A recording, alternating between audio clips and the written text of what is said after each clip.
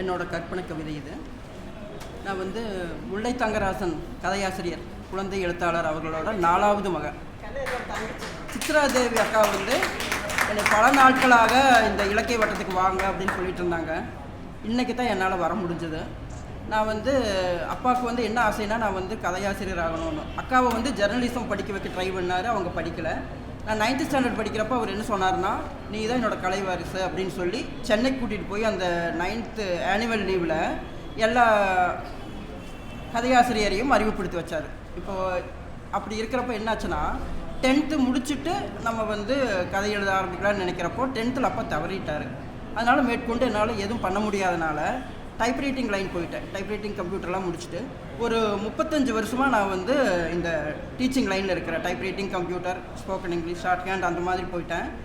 இப்போ இன்றைக்கி வந்து அக்கா என்ன சொன்னாங்கன்னா, நீ கண்டிப்பாக ஏதாவது ஒரு கவிதை வாசிச்சாகணும், நீ நிறையா எழுதி வச்சுருக்கிற. 15 வயசுலேருந்து நான் கவிதை எழுதிட்டு இருக்கிறேன். ஆனால் எழுதி மட்டும்தான் வச்சுருக்கிறேன், எங்கேயும் வாசிக்கவும் இல்லை, புக்கும் போடல. அந்த மாதிரி இன்றைக்கி வந்து நீ படித்தே ஆகணும்னு அக்கா வந்து சித்ராதேவி அக்கா ரொம்ப வற்புறுத்ததுனால நான் வந்து இப்போது ஒரு கவிதை படிக்கிறேன். அது பெண்களுக்கான கவிதை. என்னை கவிதாயினி ஆக்கிய அனைத்து அன்பான பெருமை மிக்க பெண்களுக்கு இக்கவிதை சமர்ப்பணம். பெண்களை போற்றுவோம், பெண்மையை போற்றுவோம், மென்மையை போற்றுவோம். பெண் என்பவள் அன்பின் அடையாளம், அறிவின் அடையாளம், அழகின் அவதாரம், அழகு நிலவின் அம்சம், வானவில்லின் வம்சம். பெண் என்பவள் அகிலத்தை ஆளும் ஆற்றல் உடையவள், அகிலத்தில் வாழும் அபூர்வ பூக்கள். அலை கூட பெண்ணை பார்த்து பெருமை கொள்ளும், சிலை கூட பெண்ணின் பெருமைகளை பேசும். பெண் என்பவள் சகலத்தை சாதிக்கும், சகல வல்லமை பெற்றவள், சத்தமில்லாமல் சாதனை செய்யும் சகலகலா வள்ளி.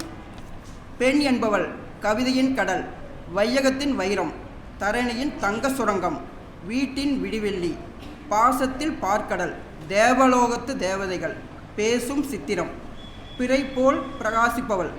பெண் இருக்கும் இடம் இல்லம் இனிமையானது, பெண் உள்ள வீடு வசந்தமாகும். பெண் என்பவள் பொன்னானவள், பொக்கிஷமானவள், பொறுப்பானவள். பெண் என்பவள் தன்மானம் உள்ளவள், தன்னம்பிக்கை உள்ளவள், உள்ளத்தில் நல்லவள், உதவுவதில் வல்லவள். புவியில் உள்ள பூந்தோட்டம் பெண்ணின் வருகைக்காக வரம் கேட்கும்.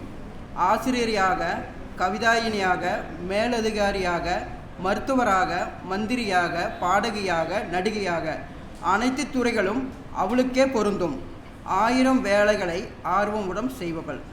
பெண்ணுக்கு நிகர் இவ்வுலகில் எவரும் இல்லை, எவருமே இல்லை.